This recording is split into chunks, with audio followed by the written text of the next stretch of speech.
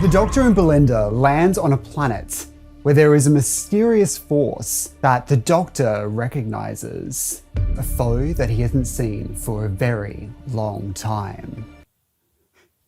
Why do you keep looking behind me?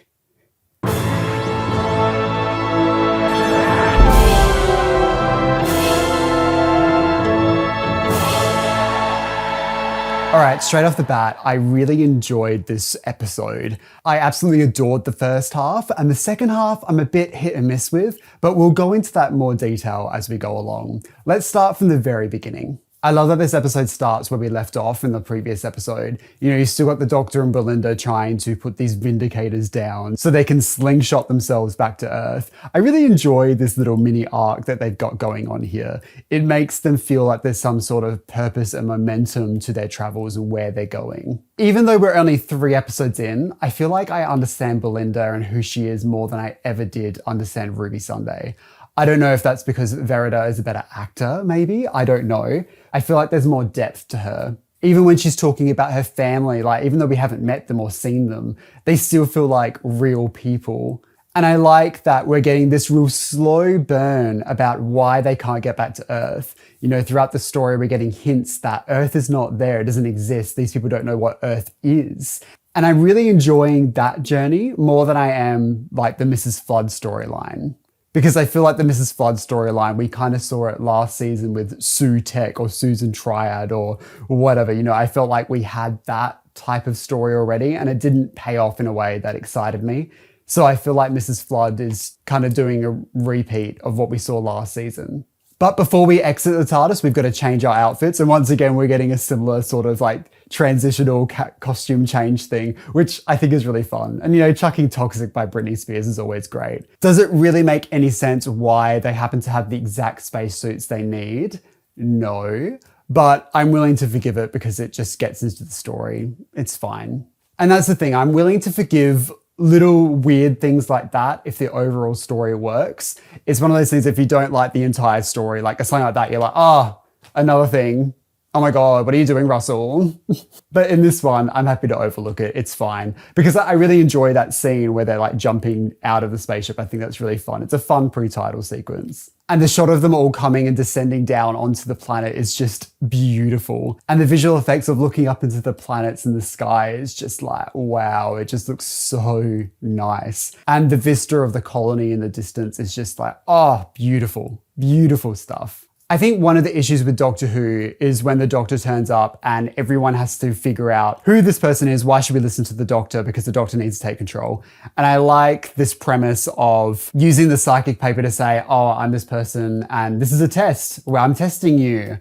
And I think that's a really great way of just like getting the information you need as quickly as possible in a way that's kind of fun and humorous, but also has stakes as the story goes on, because you get that trooper who doesn't believe the Doctor that he actually is this authority figure. And I think that really works. When I was first watching it, I thought, oh my God, there's too many side characters. This is not going to be good. We're not going to get to understand any of these people. But I felt like we got enough time with all of them. Once again, it was the same thing as Lux last week, where these are simple characters. They fit archetypes, but they're done well and they're believable. And I think that's the type of thing that works in this 45-minute format. Like just simple things of setting up where that trooper was like, don't call me babes. And then he's like, okay, hun. You know, like stuff like that is like you're instantly getting an idea of like, they're going to be antagonistic throughout the story. It's set up and it goes across throughout the story and it has a conclusion. It's simple. It's not too in depth, but you feel like you get to know who this person is. And instantly walking into the colony and there's people who are dead everywhere.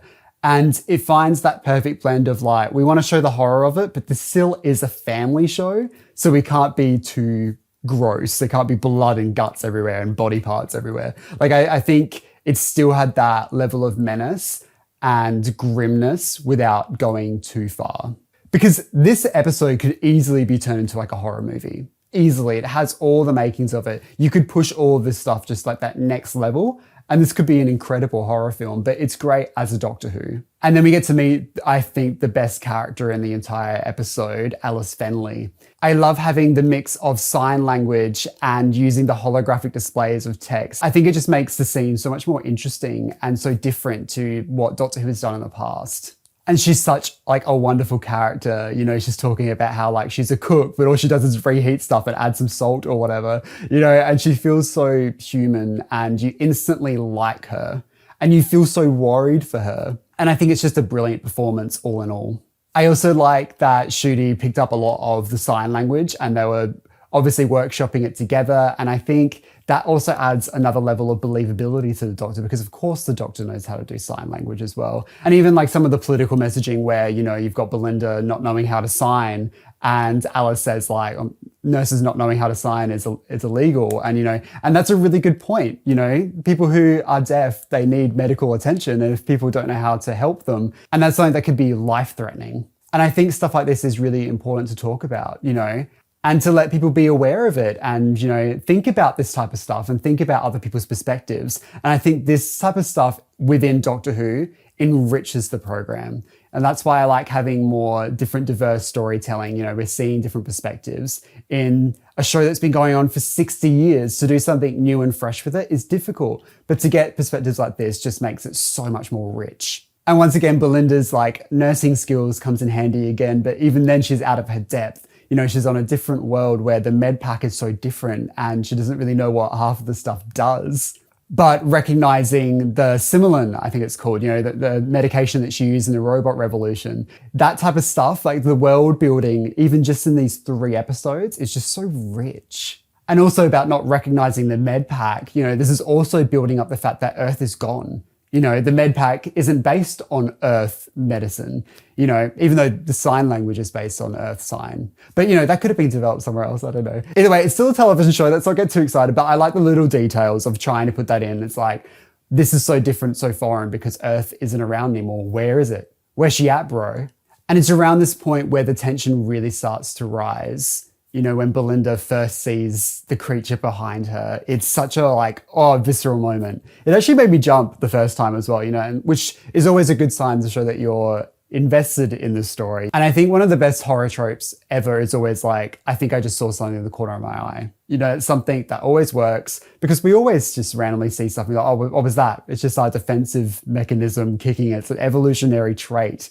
But the thing about the entity and how we can't see it, I think that adds a lot of mystery to it. And in this, yeah, I could probably pause it and see like a shadow outline and stuff like that, but I don't want to. I think seeing brief glimpses of it is what makes it magical. I don't need to actually pause and actually look at it. I don't need a TARDIS wiki entry of this is what the Midnight entity looks like. You know, the mystery of it is what makes it scary. It's out of sight. And I think they did a good job of giving you a little bit, but not too much. And as the story goes on with Alice and seeing her character grow and her frustration with the soldiers being like, don't move, she's like, where am I going to go? You can see the fear in her. You can see that she knows what's going on, but she can't tell them because she knows if they find out, they won't let her leave. And she wants to go home and see her daughter. And that stuff is just really, really good. And that's what makes her character so real. She has like a lot of depth and she's hiding things. And, you know, I just really enjoy what she's doing. I think around the 20-minute mark, we find out that this is a sequel to David Tennant's story called Midnight. And now, I already knew this before I watched this episode because people leaked it online. And I hate that. I hate leaks. I try my best to avoid them. But if you are online ever, you're going to get spoiled. You just do. And it's annoying because like 24 hours before an episode comes out, I usually delete like Twitter and stuff like that. So I don't look at it. So I can't see anything because I don't want to be spoiled. But if people are leaking things months in advance with no like hashtag saying spoilers, no context for it, just this is a sequel to Midnight, episode 3 is a sequel to Midnight. It's like, why would you spoil that for other people? What do you get out of that? I never understand people who want to know every single detail about an episode before they get to watch it. What is the point? Don't even watch it at that point. It's just silly. I'm fine with speculation and stuff like that based on images and stuff like that, but literally just saying this is a sequel to Midnight, it's just dog behavior in my opinion. And it's annoying because online fandom, for me, most of the time it's great. You know, I love getting to share this program with other people and talking about how much we love it. And that's part of the joy of being in a fandom. But I feel like leaks are one of the worst things as being part of a fandom. I just hate it. And there's just no good way to avoid it. You know, you can't even like unfollow people who are saying the leaks anyway, because it just comes up in your algorithm no matter what. And it's just awful. I hate it. I'm not mad. I'm just disappointed. But talking about it being a sequel to Midnight, this is a really tough thing to do. Midnight is such a well-loved and brilliant episode of Doctor Who that doing a sequel to it is like a really difficult task. And I also don't know if this story necessarily needed to be a sequel to Midnight, because I think it would have worked just as well as a spiritual successor to Midnight, you know, having the same vibes, but a different setting, and it would have worked. If you just cut all the stuff about it being a sequel, I think it would have been pretty much just as effective. Especially since the monster acts in a different way this time. You know, it has different rules. It's playing a different game. But I think it does add a bit of emotional weight, it being a sequel, in, you know, the Doctor's reaction. You know, I've written down the line that he said as well, which I think was really great.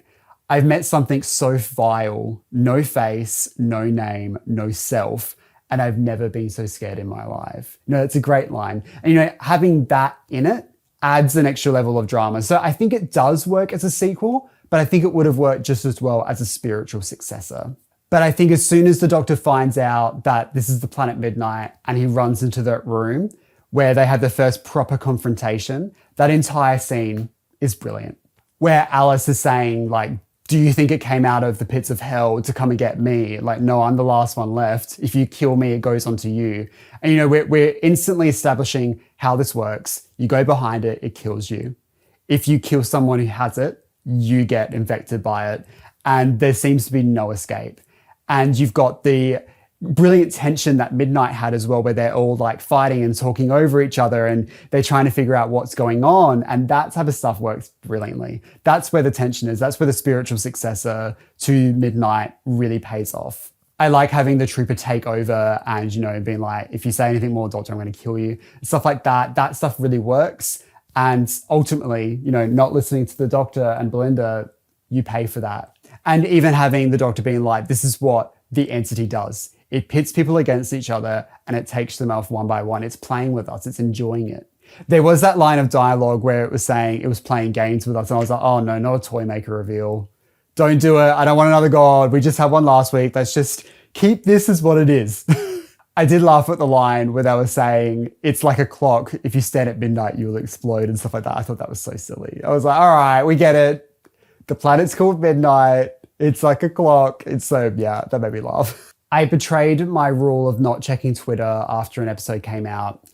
And I saw some people talking about how they thought like the monster flying people around wasn't visceral enough and it should have been like breaking their necks and their bones cracking and stuff like that. And it's like, yeah, that would have been really sick and scarier. But yeah, this is also a family show. Like, I think that's too far.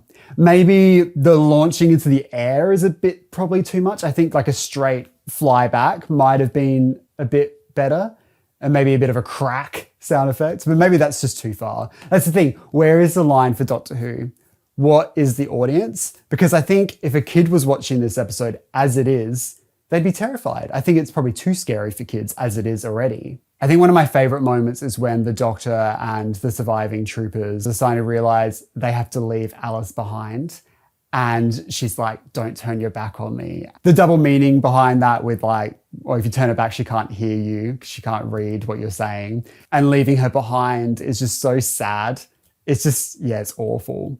And I think it comes up to one of Ncuti's best moments in his entire run, where he approaches Alice and talks to the creature behind her.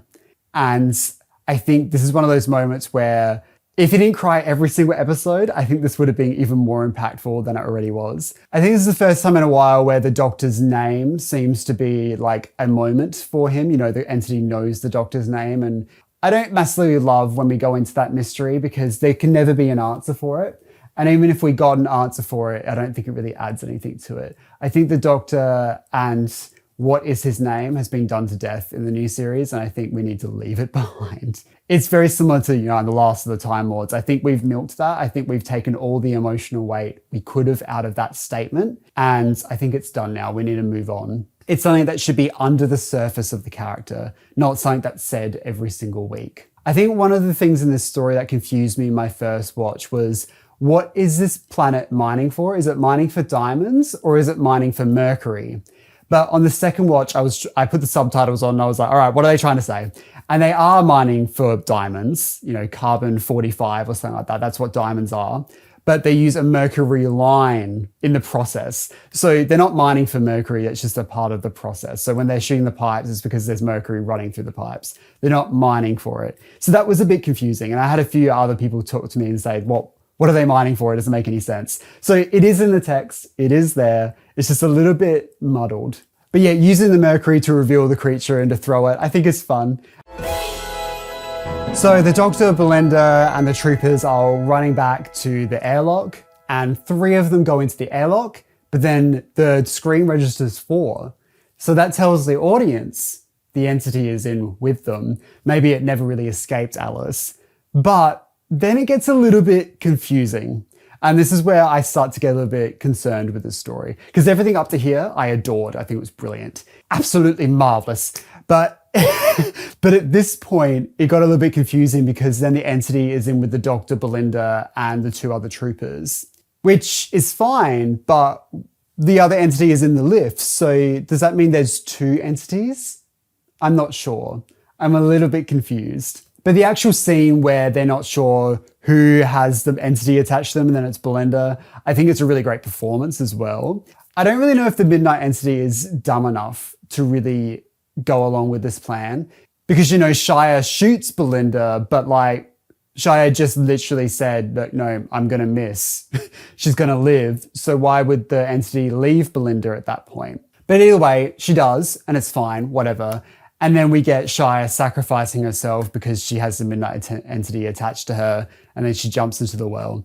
And I don't mind this. I think it's a fine conclusion to the story. It's just okay. The problem with Doctor Who is that you have to resolve everything at the end of the 45 minutes. And, in like a horror film, everyone can just die and that's okay. But in Doctor Who, you kind of can't do that because the Doctor and Belinda have to live. They have to escape. But it's fine. But I think the thing that saves it is obviously, the entity makes its way back to the spaceship and that great conclusion where you have the Midnight Entity behind her, that stuff is brilliant. I really enjoyed that. I think that's a really great, scary ending for this story and it's not just over. Because when it comes to the 2 entities, I think we could argue that the Doctor, Belinda, Shia, and that other person thought the Midnight Entity attached itself to Belinda rather than actually doing it. That the Midnight Entity went up to the spaceship, but they think that it was attached to Belinda when it wasn't. And that, because it's playing mind games with them. It's not actually attached. So when she sacrificed herself, the Midnight Entity wasn't even attached to her. So she just died. But we see a shot where the Midnight Entity is behind Belinda. So maybe that dispels that. But I think that would also be a really powerful moment to think, actually, she died for nothing. That's scarier. But ultimately, how it's written works. I think it narratively makes sense. I think it works at a really good pace.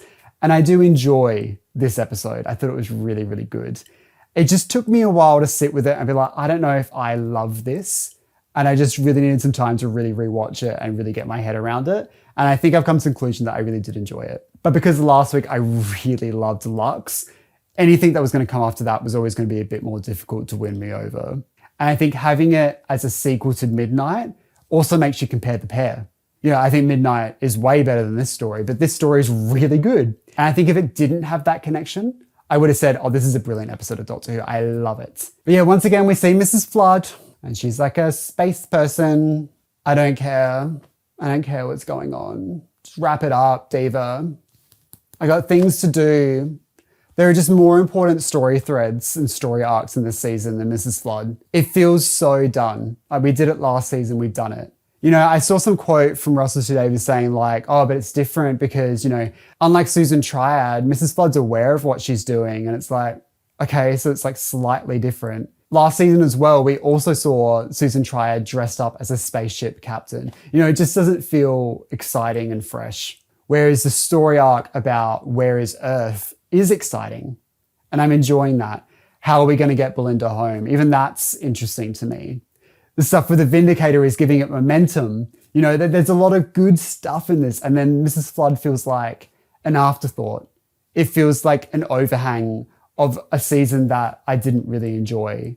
Speaking of a season I didn't really enjoy, next week Ruby Sunday is back. And I just don't care. Which sucks because I feel like I didn't mind Ruby in the last season. I wasn't like obsessed with her, but I enjoyed her. But the idea of her coming back after we've had Belinda just feels so tired. In my notes, I just wrote in caps, I hate Ruby Sunday. And that's so mean. I don't hate Ruby Sunday. And I don't hate Millie Gibson. I just think Belinda as a character is better.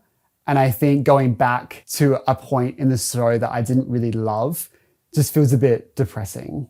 But I could be proved wrong. Next week could be one of the best episodes of Doctor Who of all time. So I'm not going to count my chickens, baby. I don't think I've ever said count my chickens. I don't think that's something I've ever said in real life. Makes you think. But yeah, what did you think about this episode? I have a lot of thoughts, obviously, but let me know in the comment section below. And next week, we have another episode of Doctor Who that I don't know the episode title of because I'm doing my best to avoid spoilers. But I probably will find out the entire plot on Twitter somehow. Someone will just send it to me. And it's like, well, thank you for ruining my entire life. Am I not struggling enough? Isn't life difficult enough? Give me a second to breathe, please. Anyway, love you lots, and I'll see you next week. Bye. Okay. Don't forget to click below to subscribe to the official Josh Nez YouTube channel.